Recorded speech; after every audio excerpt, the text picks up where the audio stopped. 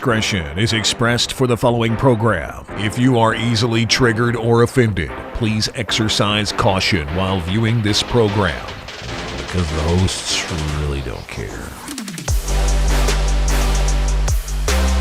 Warning, this show is not for children, and not for coworkers either.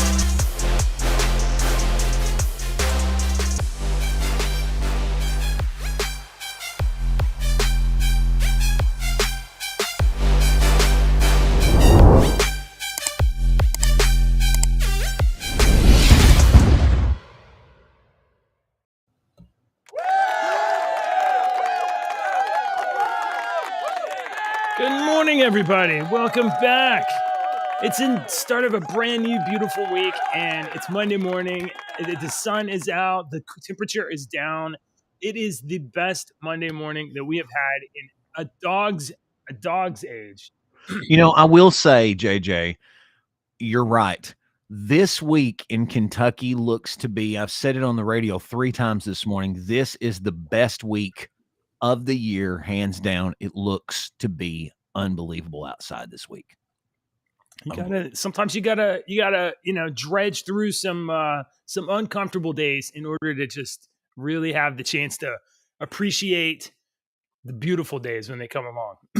they give you that comparison, that context. Good morning, everybody. I'm JJ. That's Deacon. We meet Monday through Friday at 8 o'clock to drink coffee, talk the news, talk politics, talk weird stuff. We definitely got we got a couple of stories today to talk about. So if you saw the title card, today's episode is, what is it? Are Democrat cities crime wave because of Kia? We're going to talk about that. Yeah, I'm and we'll talk about the weekend. What that means. I'm very interested in what that means. Good morning. How was your weekend? I was like, I don't own a Kia, but maybe that's bad. My weekend was pretty good. This was another kind of it was supposed to be initially a busy weekend, but due to the heat, it kind of canceled some things I was supposed to do. I do some announcing for some sports stuff, and the sports stuff got canceled, and some other sports stuff got canceled. We are fixing to start a band season here, marching band season, and we are hugely we're very, very busy when that season starts up. Both kids are 2 of the 5 kids are in marching band. You may not know this, Deacon, but 30 some years ago when I was in the marching band, I played an instrument. I don't know if you knew that. It was probably the really cool woodwind section of the band. I think I knew that. Didn't you play saxophone? No. What did you play? Clarinet. I played a clarinet. Oh, very nice. Super I don't cool. think I knew that. Super cool. Oh, really? You didn't know that? Yeah, I played the clarinet. It's been a decade since I still have it, but I don't have any. Can you still play? I don't know. Probably not. I don't think I can play that. Some reeds, dude. I really should. Buy some reeds and play. And when nobody's home, just play. Your daughters will love that. I really probably am gonna get some reeds and play it. And the song that made me pick the clarinet, I think, didn't even have a clarinet in it. Oh, really? But it was I remember the song "The Entertainer." I'm sure you know it. It's like an old yeah. I'm not even sure it has a clarinet in it, but I don't know. I like that. That is a good one. Man, there are there's some really cool jazz clarinet stuff that if you just go to YouTube and hit jazz clarinet, there's some crazy stuff. It's so good. It's not a cool instrument. I think it is. No. It got. It wasn't when I was in band. Well, it wasn't in the 80s and 90s. It seemed like it wasn't. Oh, you're a boy, you're playing the clarinet. Only girls play flute and clarinet. But that's not the truth, man. Some of the greatest freaking clarinet players in the entire history of music have been males. They're a freaking amazing instrument. Once you start to appreciate the clarinet, I don't give a crap, girl, boy. It's not. There's no instrument that's a girl or boy's instrument. When you're a teenager and you're in you're worried about what everybody. Of course, absolutely. You got the saxophone people over there being cool, and you got the percussion. Everybody percussion, all of that, and all of those. Yeah, we all tried to be cool. But I had to sit next to girls the whole time I was in band. Hey, No, it's I it's used fine. It worked out. I was on a morning show with a guy that used to be that we went to rival schools about the same time, and I was in the Mhm. band, and he was a cheerleader, a male cheerleader, Oh and they yeah, had only schools with man. male cheerleaders around. He was one of the male cheerleaders. So I ribbed him on the air, and he would go, "You band nerd." And I'd go, "You were a male cheerleader." It was a fun, Yeah, yeah, loving yeah, little yeah. ribbon at the time. This was 25 Really years takes. ago. And that's what he would always say, like you said. He was like, "Man, it was 2 guys and 25 Yeah, girls. Shut up." yeah. I'm Who like, "Oh, won? you got Who me. won? You and all the You guys got me." sweating around there in wool, or and that's I did have wool marching on. band. Mine Yeah, was wool. It the was. marching band costumes are made of wool. Yeah, they're not anymore. No, they're not anymore, but they Oh, they're were. not. All right, And let me tell all you how right. good they smelled after about week 4. Oh my God. Okay. Well, good morning, everybody. Before we start our show, usually at the beginning of the show, we're doing music. We haven't really changed our agenda up yet, but so we're gonna do songs. And Deacon's got something a little bit special this week. He tries to do a different theme every week, and this week's theme, Deeks, what is this week's theme? This week's theme is celebrities and famous people that you might not know had bands or had albums, and I have some that you may know, and I think once Yeah, we yeah, get to yeah. the middle of the week, you're going to be like, "What?" What? Yeah, Yeah, I know there's about a that. I know couple. about the first one. I wasn't surprised. I saw. Oh, okay, okay. Yeah, I never I was. listened to any of his music, but No, I didn't either. I've heard this. I've heard a couple of songs. I didn't hear this song until this morning. I listened to it, and I was like, "Oh, this is pretty good." I listened to the whole thing. I was like, "I'm going to add this." ooh, I don't want So to tease out a future one, and but man, I'm gonna have to send you a message. yeah, send me Because I one want to know if you. because I have some that are very unconventional that I ran across, and I was like, "For real? He's got an album? He put out an album?" This was like back 30 years ago. So I listened to it. And I'm like, "Oh my God, we got to do a whole week full." So I'm getting the easy ones out of the way first. The Hollywood Vampires is a super group that consists of Alice Cooper, Joe Perry, who's the guitarist for Aerosmith, and Johnny Depp, Kentucky boy. So Johnny Depp, Hollywood Vampires, he plays the guitar in Hollywood Vampires, and this song was pretty good. Like I said, I'd never really listened to their music, and I listened to a bunch this morning as I was getting ready and stuff, and I really liked this song, "My Dead Drunk Friends." It was pretty good. I like Alice Cooper, so.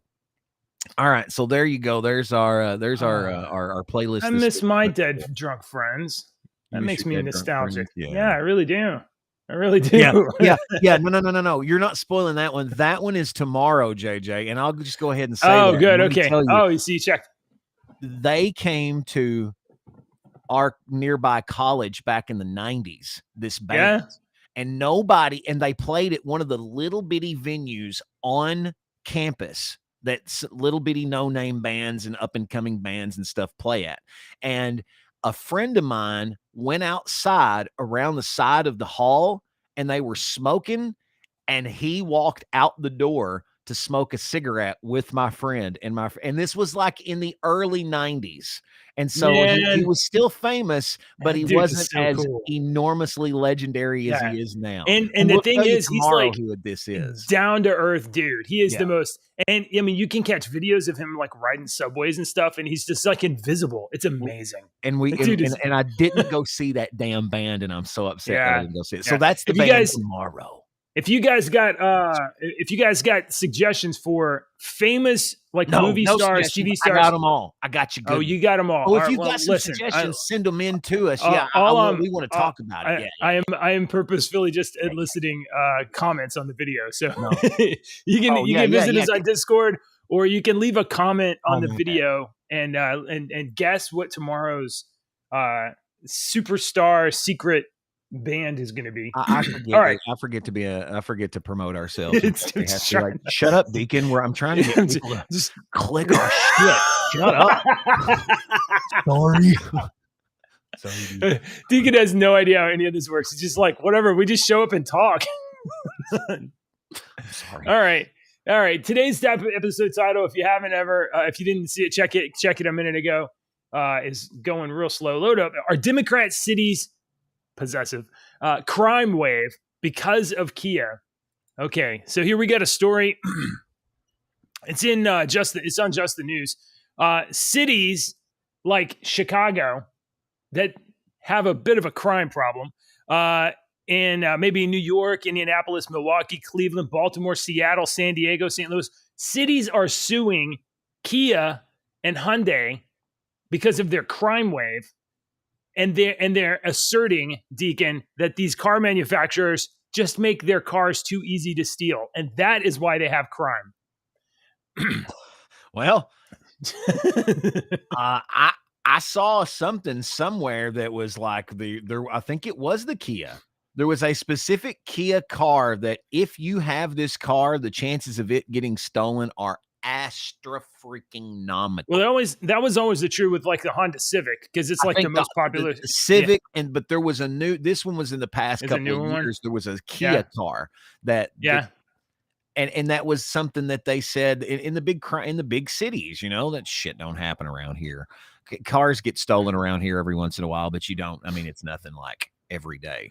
Hold on. Before we get into this, I will say I once had I don't think it was a Kia though. I had a car, and I was younger, and I was commuting back and forth to work, ran out of gas. My wife had to come get me or whatever, and I went back to the house to get a gas can, and I had to leave the car and go with my wife to get gas, come back. I think we came back the next morning because it was so late or whatever.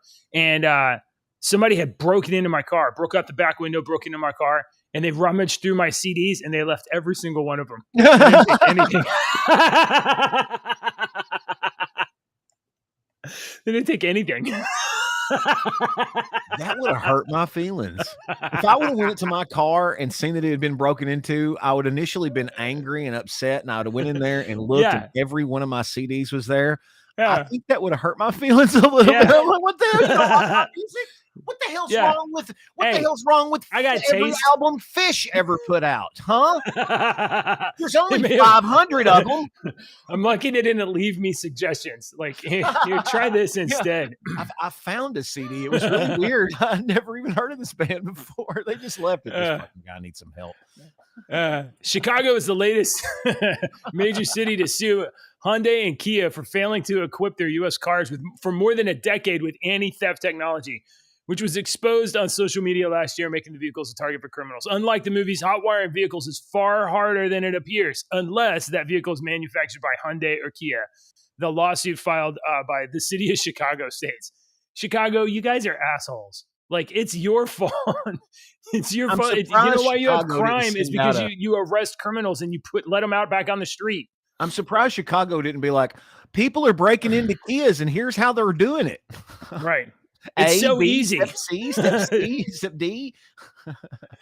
Other cities have already filed lawsuits. I just named a bunch of them. A federal judge earlier this month declined to approve a $200 million class action lawsuit settlement from the automobile manufacturers to cover about 9 million vehicles from 2011 to 2022, according to the Associated Press.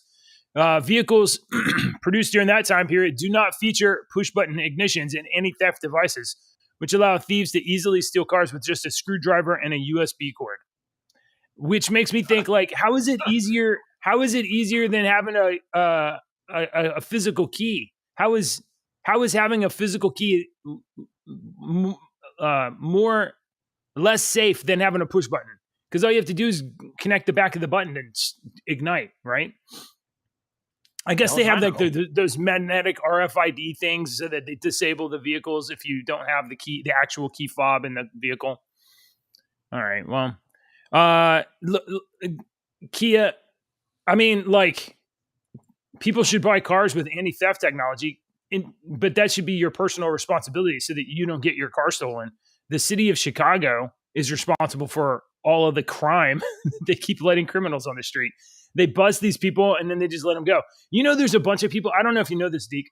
There's a bunch of cities and they will do this. They will just roll around. In fact, it happened to, I think it happened to a CNN news crew as they were covering the story of too much crime in the streets and cars being, what they'll happen is they have these thief teams roll up to a car, jump out, bust out that back little triangle quarter window, right? Mm-hmm. And they reach through that hole and they pop the seat forward and they look in the trunk or they look in the trunk space if it's an SUV. And if there's something in there, they'll pop it open and they'll take it. Or they'll just reach in and unlock the door. So they just roll around and pop, and they will be in and out in like 30 seconds. And they'll just grab whatever's in there. And they do it all day long. And they're grabbing what they think is valuable, because you can easily resell that on this online retailer and have I mean, if you're thinking you're securing yourself by putting your laptop bag or your gun bag in your trunk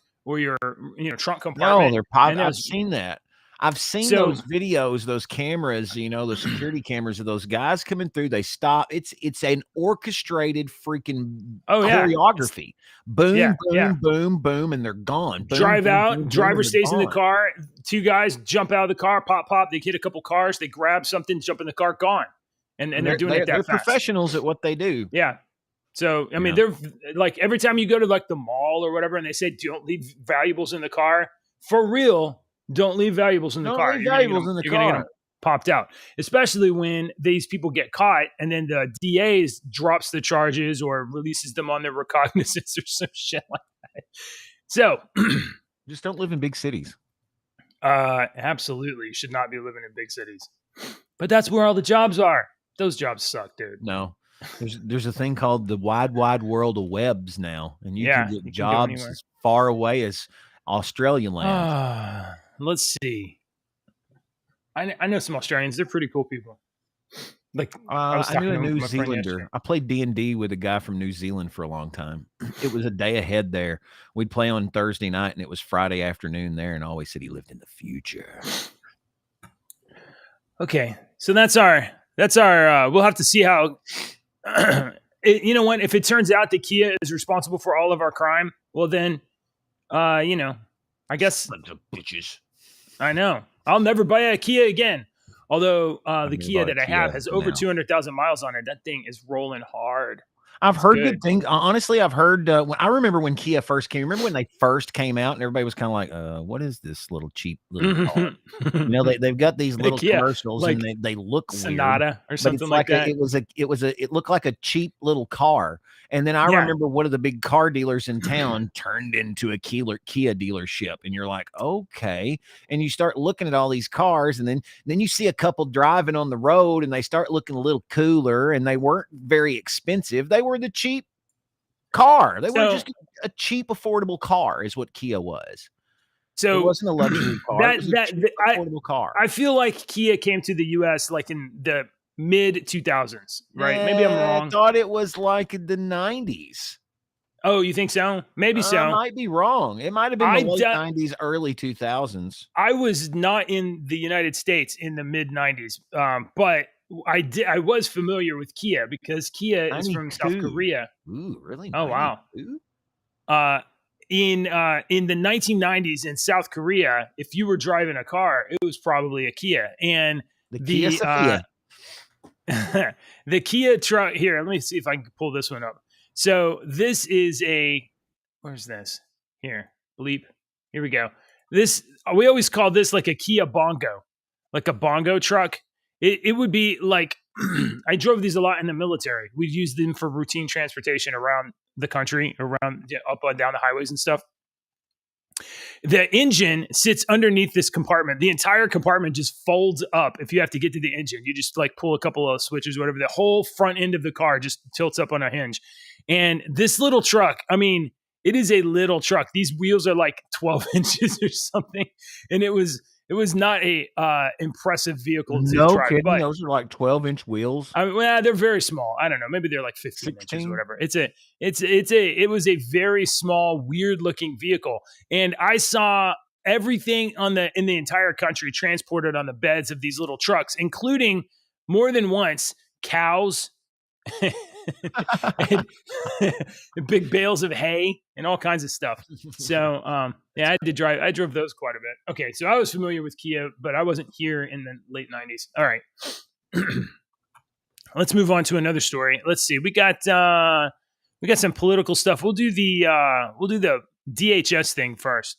The Department of Homeland Security is hiding This is scandalous. You're never going to believe this, Deacon. Okay. All right. Hiding the number of illegal immigrants released into the United States after interacting with border agents. We have no idea how many illegal agents have been released in the United States because the Department of Homeland Security is obfuscating the numbers. And they're deliberately not releasing the total. This is according to Just the News. Not releasing the monthly totals of illegal migrants who wind up getting released into the U.S.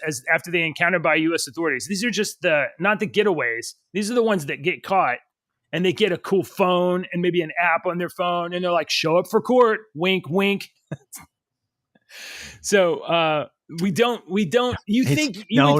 You left out one part there. Show up for court, wink, wink. And don't forget to fucking vote. You better go vote. Better vote.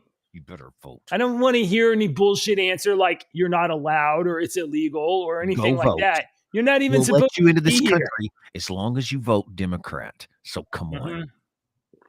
And you're obligated for your life and all of your children. They must vote Democrat. Andrew Arthur, who served for 8 years as an immigration judge in the now closed immigration court. Don't you? And I read that and I was like, hold on. Haven't the federal authorities been telling us that we need a streamlined migration process? We have too many cases. We need to renovate our immigration system so that we can process these cases faster. And we are now finding they're actually just closing the courts so that we can't handle as many cases as fast. From the now closed immigration court in York, Pennsylvania, told Just the News that DHS does track the number of migrants released after an encounter with border agents, but making that data available to the public would paint the Biden administration in a negative light. Exactly. The only reason why ICE and the Office of Field Operations would refuse to disclose this information is to hide the fact that it is releasing more than 100,000 aliens per month into the U.S. And we're not talking the cool kind with the antenna or, we're talking just that shoots the cool kind that's shooting starting fires in Greece now. Did you know that one of those cities that's fixing to be burned down in Greece was also on the list to be one of those smart cities as well? And is it really? It's really weird. It's a coincidence. Really weird how all these cities that had to sign this agreement by the August are burnt down, mysteriously. It's crazy. Yeah.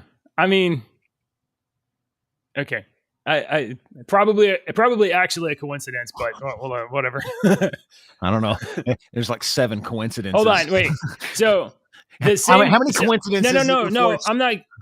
I'm gonna really draw it together. The same ruling class that thinks it's a good idea to create 15-minute cities might be the same subset of ruling class political leaders that thinks it's a good idea to not clean forest underbrush because environmentalism, or not maintain their power line poles because budget restrictions. So it might be the same incompetent nincompoops that are trying to get us into 15-minute cities that are the ones that are mismanaging current cities. So I really wouldn't be surprised if those are the ones that burn down first. You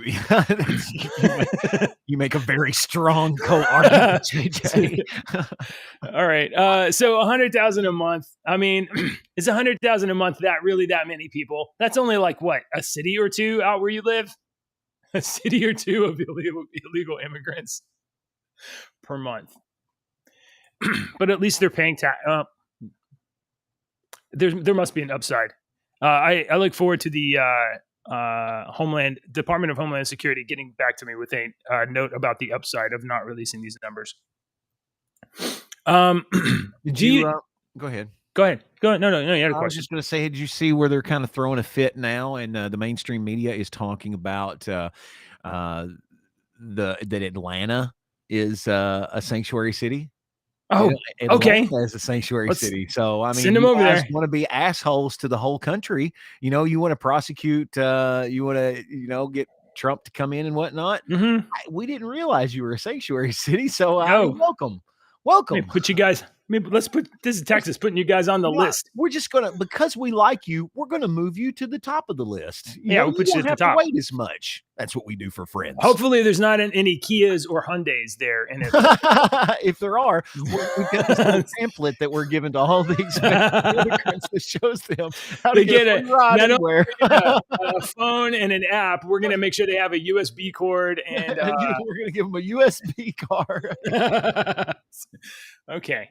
All right. Do you know the name Victor Shokin? Does that ring any bells for you? That does actually sound. I'm not being. I'm being serious. That does sound familiar. Why does that sound familiar? Because I talk about. Is that a Mortal Kombat? Is that a Mortal Kombat villain? Get over here, Victor Shokin.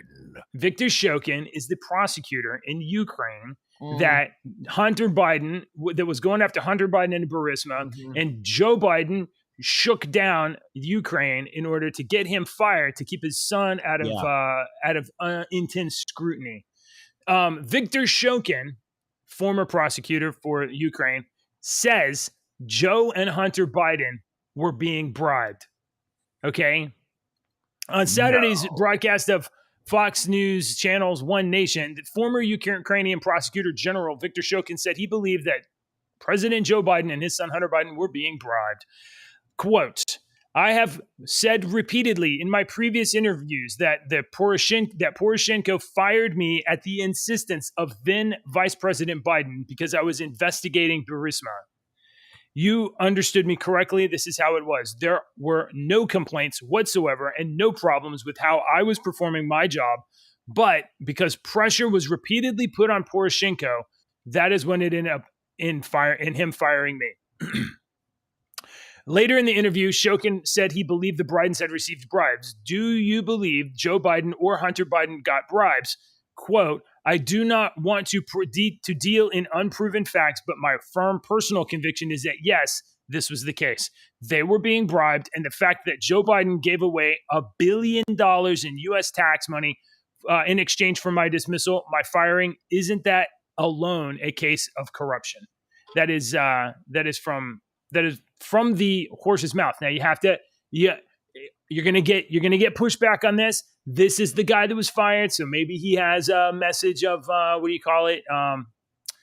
maybe he wants to put out a counter message, pushing back against his own termination.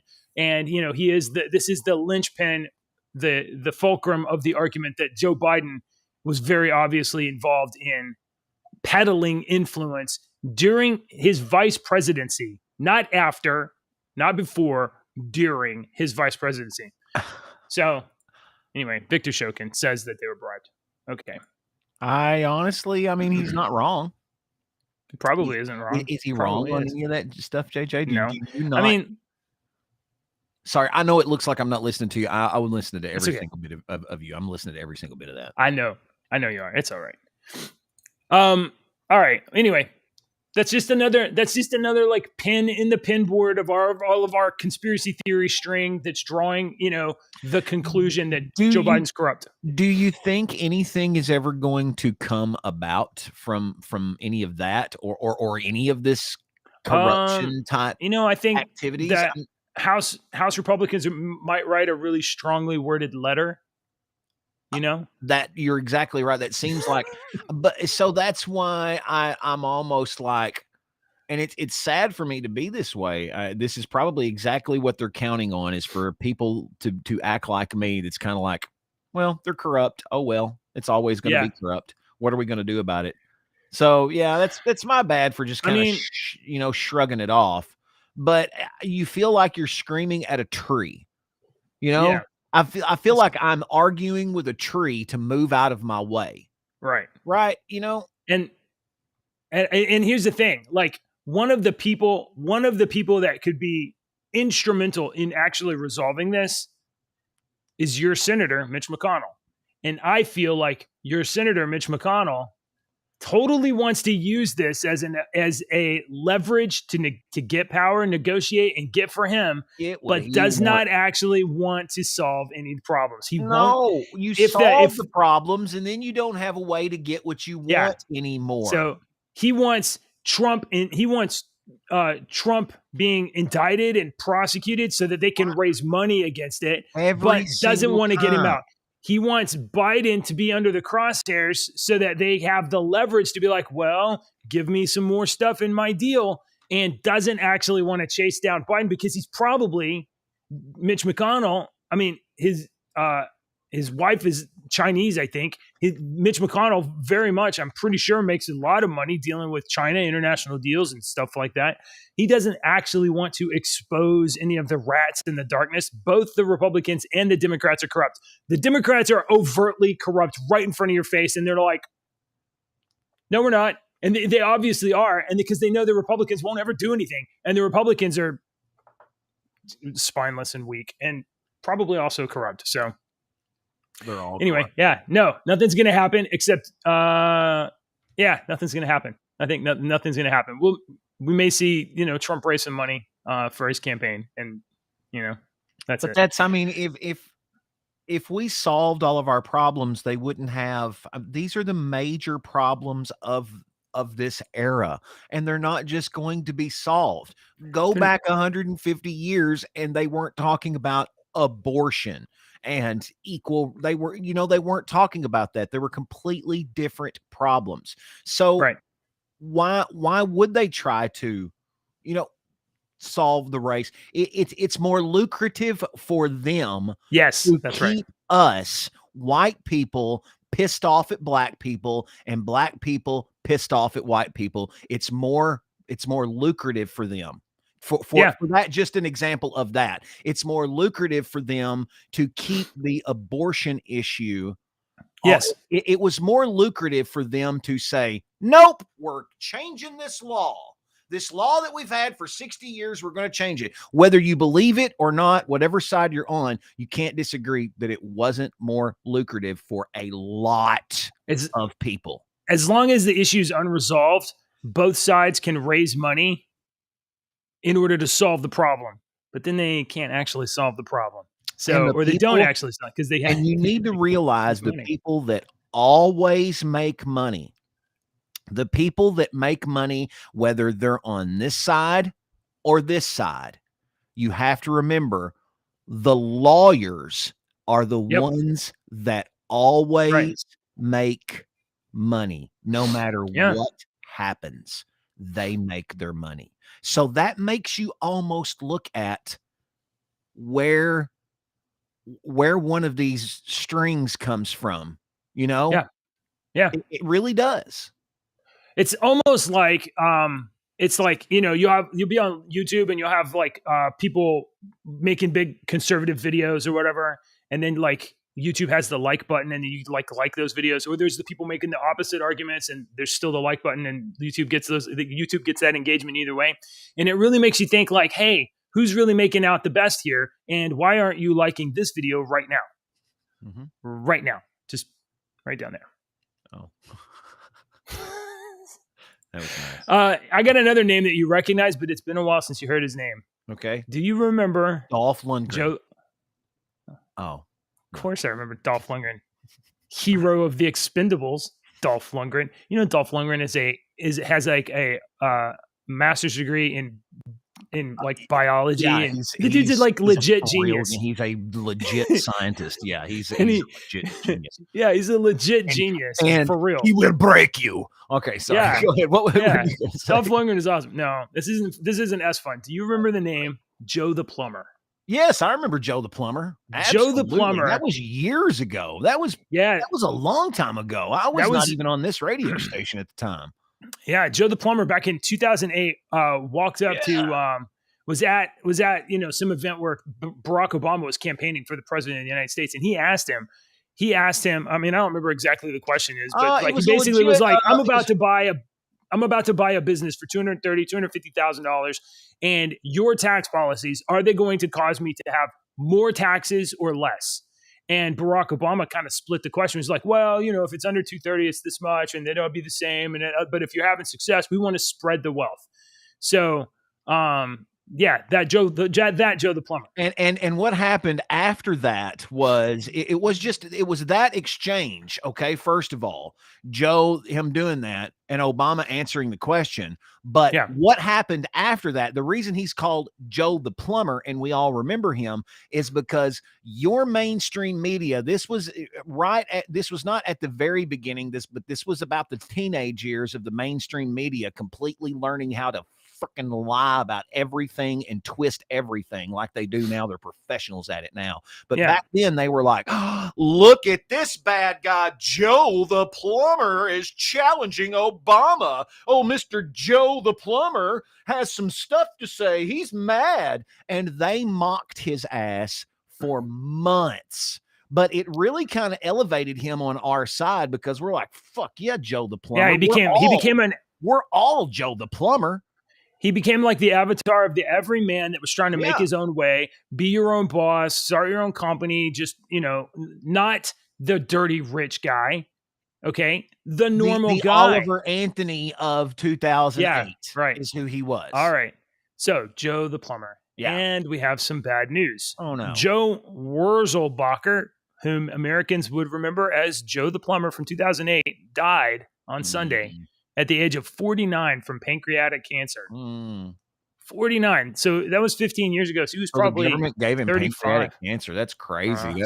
I told you. You don't mouth off to Obama. He will give you cancer. Yeah, that's terrible. Yeah. The last photo that I seen of him on this Gibson to go is to cover his, help his family, his widow and his kids out. He's got 3 kids.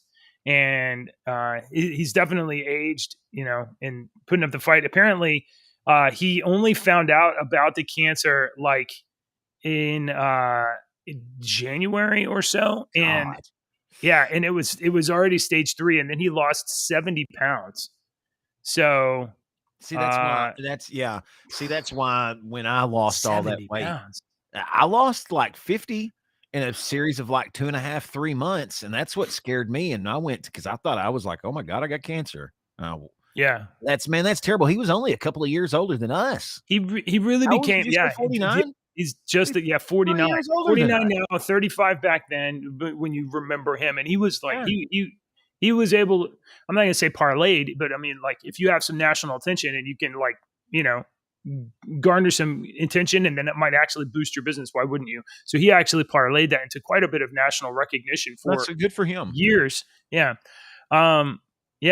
So all right. Yeah. To that. So I mean, it's sad. It's sad. He was just a normal everyday guy and he left behind wife, kids, and fuck cancer, My mom had cancer and she beat cancer, and not everybody can. And pancreatic. The thing that people need to remember about Joe the plumber is that the thing that the lasting impression I think that Joe the plumber left on me is that you can get up and give your response your right to question and ask questions to our political people and ask them questions. Right. You can execute that right to ask a politician a question. Right. And you can be ridiculed to hell because of it in this country. You do not have the right to do it. You can get up there and do it, but you might lose everything about your entire life because of the internet. So are we a free country anymore? Is America the land of the brave, the home of the brave, the land of the free anymore? No. Absolutely not. I don't care how much you want it to be and how much your granddaddy and your daddy tell you about how the good old days were. It's not the good old days anymore. This country is not like that anymore. We could be. We could be, but we will never be again. You all need to go to the library and check out The Fall of Rome today and start reading it and figure out which page we're on. It's good and it's right that we teach our kids that this is the best country in the world, because I still think it is the best country in the world.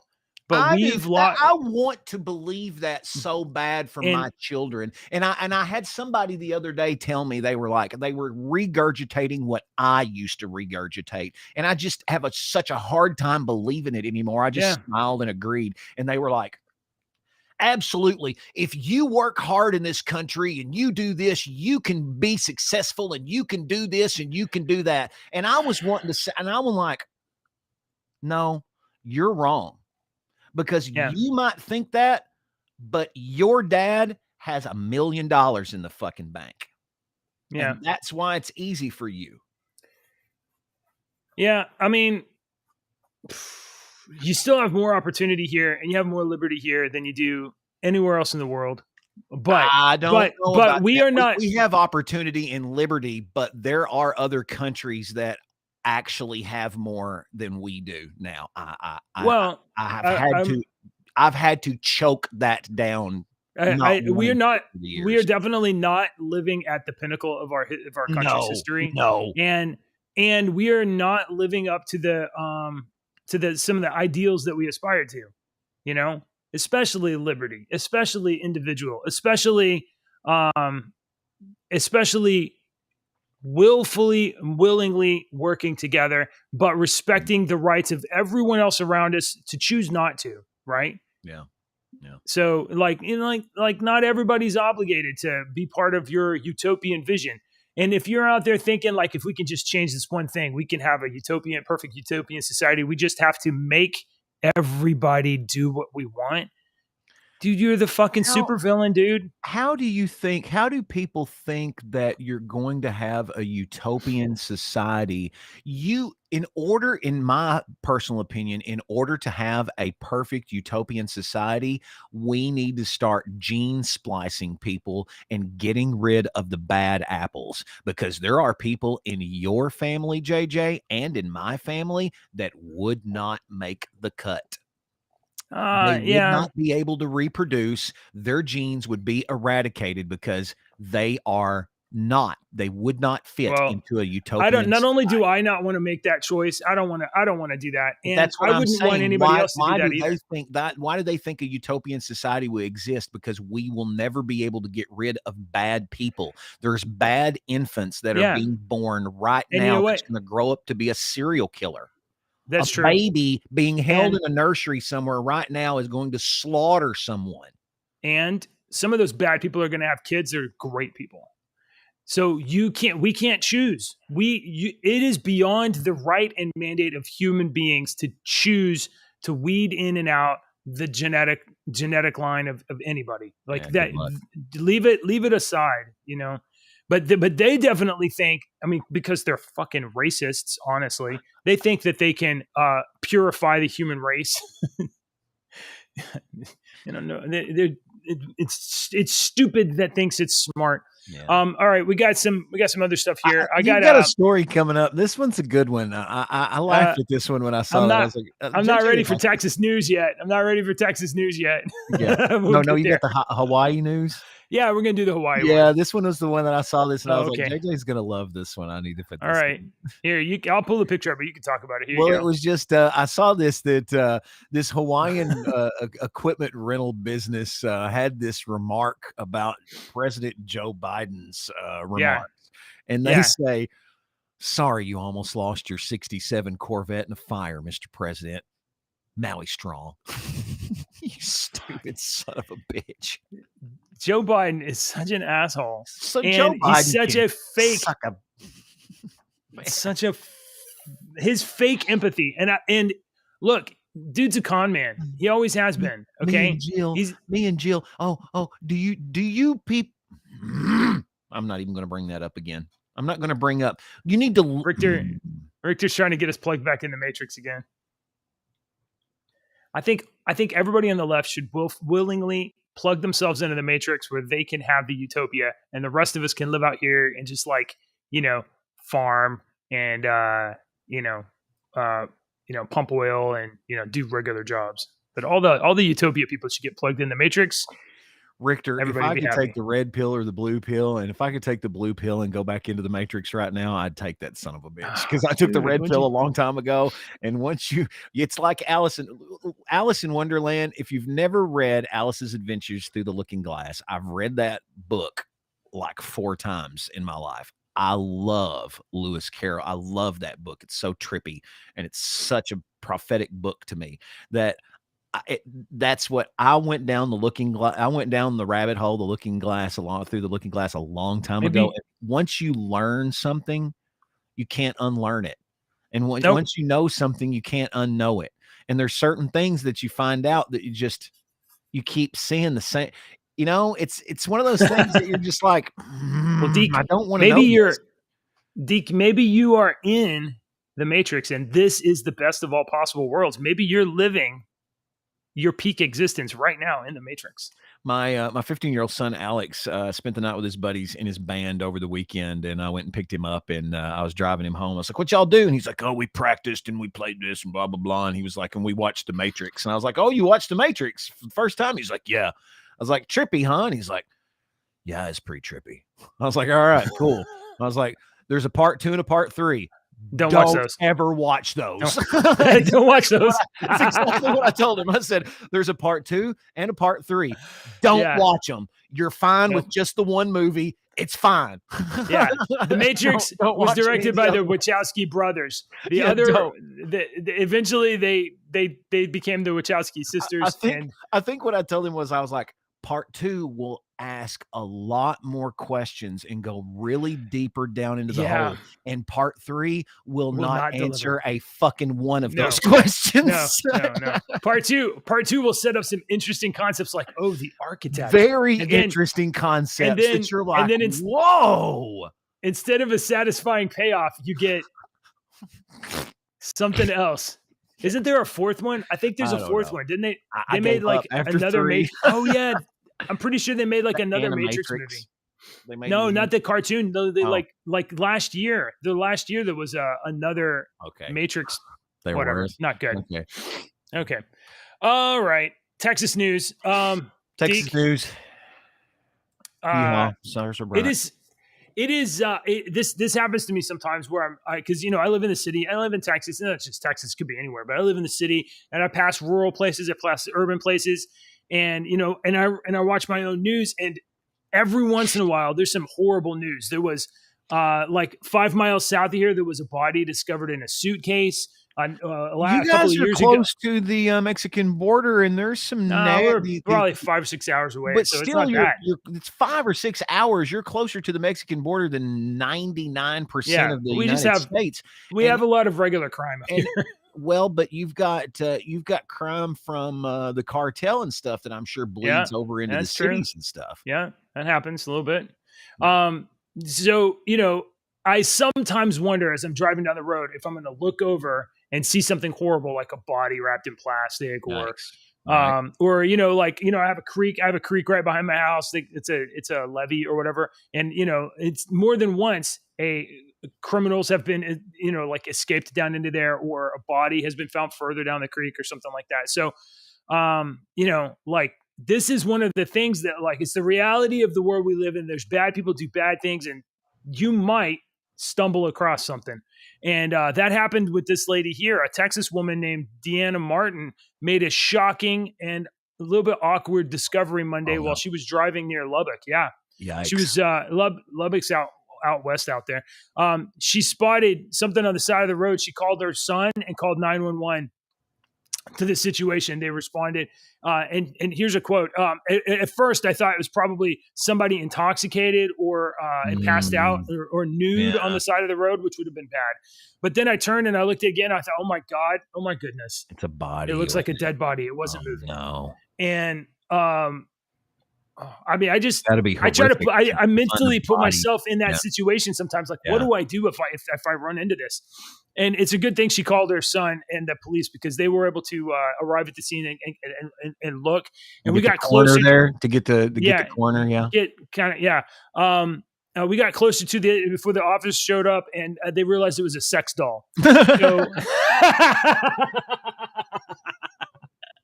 So I guess what I really want to say here is, guys, if you have a sex doll, I mean, or girls, whatever, and you decide it's time to get rid of it, please dispose of it responsibly. Put it in your trash, your recycling. But this is Texas. Stray sex dolls. I mean, don't wrap your sex doll up and dump it in the field. Protect our state. Environment's important. We can't just. Plus, that thing may be made of combustible materials, and we've had wildfires all over the place. So please just be responsible. Put your sex dolls somewhere appropriate. There's a video. I haven't seen this video. Don't watch the video. Oh.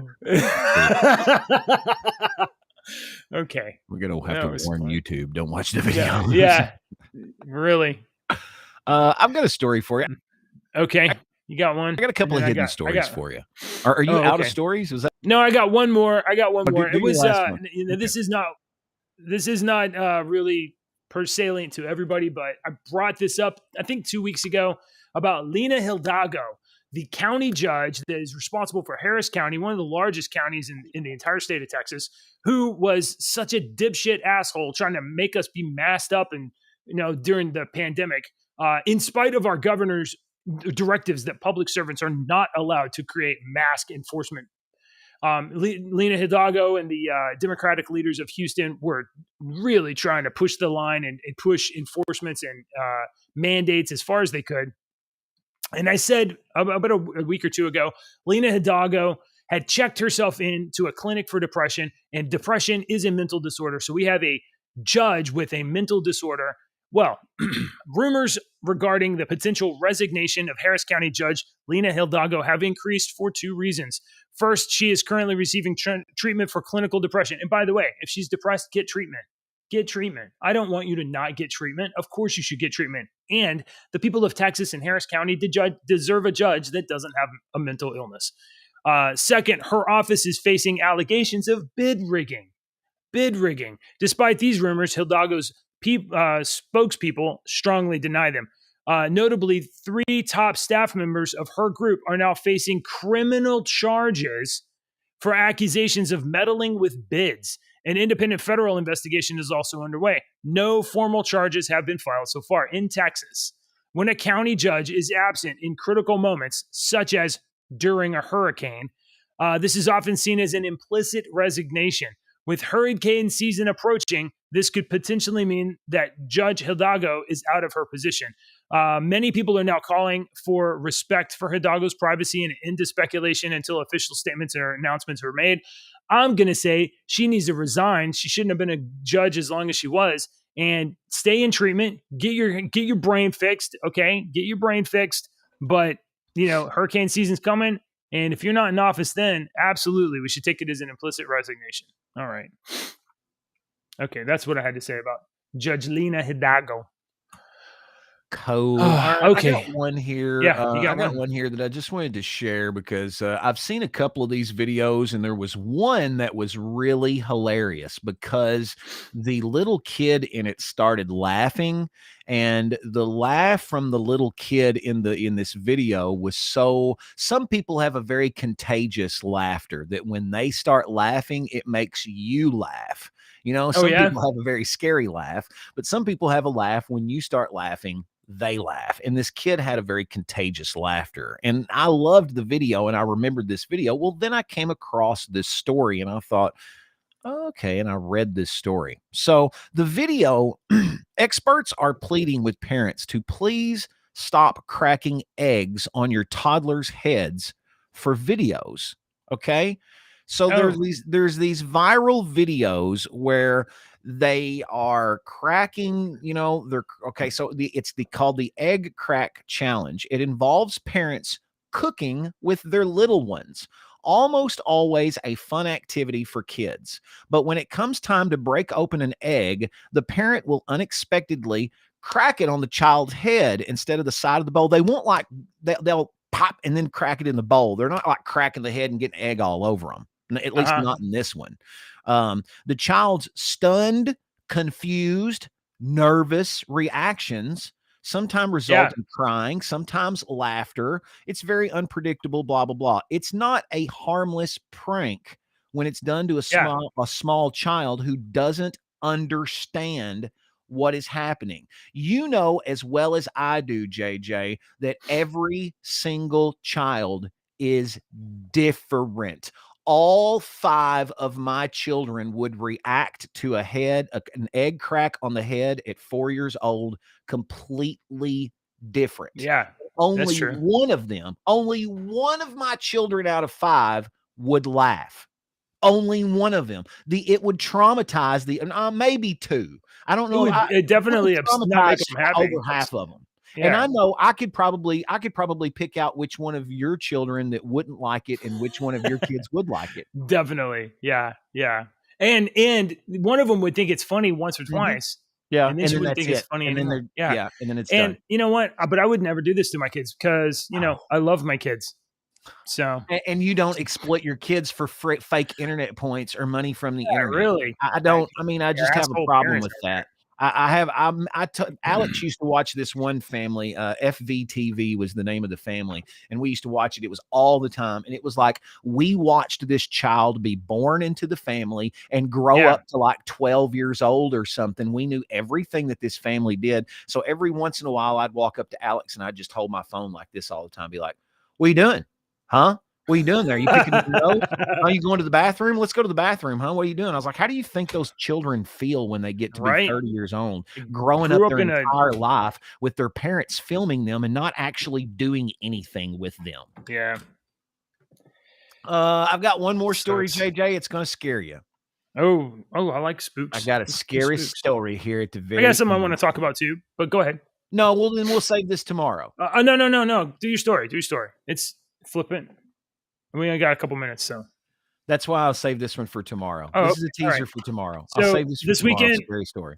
Last week I said I went out and I got. Well, that's not it. Last week I went out and got. Is it this one? Nope, don't remember. Last week I went out and got Big Game #1 from a comic book shop. I love comics. Some of you guys love comics. Some of you haven't had a good reason to go to a comic book store in a decade, maybe more. And it could, because it can, now I've been supporting indie comics, right? Because I do love comics, but Marvel, DC suck balls. So, and there's a bunch of other people out there that produce stuff. But recently I've been reading Big Game. Now I love Mark Miller. I have a bunch of Mark Miller books. You've ran into Mark Miller too, because you watched Wanted or Hit Girl or Kick Ass or whatever. Mark Miller's book Big Game ties a bunch of his characters together. Eggsy from the the Kingsman movies, right?